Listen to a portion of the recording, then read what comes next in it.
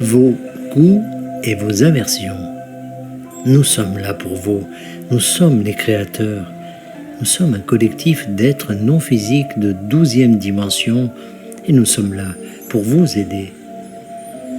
Nous savons que vous aimez tous ce que vous aimez ici sur Terre et nous vous encourageons à aimer ce que vous aimez. Nous vous encourageons à aller vers ce qui vous semble digne d'être aimé. Nous vous invitons également à regarder différemment ce que vous n'aimez pas. En d'autres termes, ce que vous n'aimez pas ne doit pas nécessairement vous déplaire. Vous n'êtes pas obligé de détester quelque chose, mais vous pouvez plutôt reconnaître que cela ne vous correspond pas. Et vous pouvez également voir en quoi cela vous aide à définir ce que vous aimez. Par conséquent, ce que vous n'aimez pas vous aide en fait à devenir plus perspicace. Cela vous aide à concentrer votre attention sur ce qui résonne en vous. Et dans certains cas, cela vous aide à créer davantage de ce que vous aimez.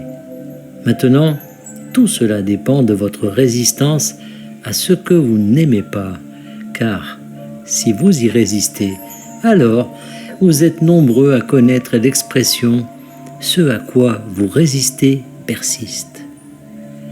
Lorsque vous bénissez ce que vous n'aimez pas, lorsque vous envoyez de l'amour à ce que vous n'aimez pas, lorsque vous pardonnez ce que vous n'aimez pas, vous pouvez vraiment bénéficier de son existence et recevoir davantage de ce que vous aimez.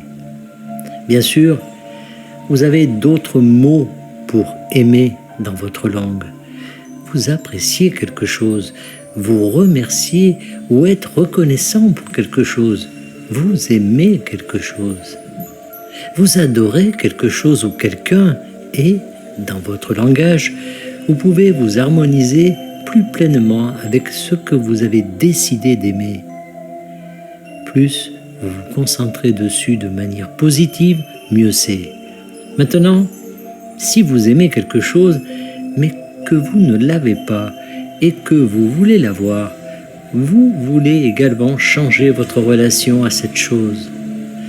Vous voulez être heureux que cela existe pour vous permettre de ressentir ce désir et de vous pousser à agir pour obtenir ce que vous voulez. Par conséquent, lorsque vous aimez quelque chose que vous n'avez pas encore, réjouissez-vous d'être sur le chemin qui vous mènera à l'obtenir, car cela peut être un merveilleux voyage rempli d'histoires que vous raconterez pendant des décennies. Vous avez besoin de ce vers quoi vous vous dirigez et dans quoi vous vous développez afin de continuer à progresser dans votre croissance et votre développement. Et parfois, ce que vous voulez, c'est simplement la paix intérieure. Vous vous dites « j'aime la paix intérieure ». J'ai déjà ressenti la paix intérieure par le passé et j'aimerais la retrouver. Et vous vous mettez alors en route vers la paix intérieure.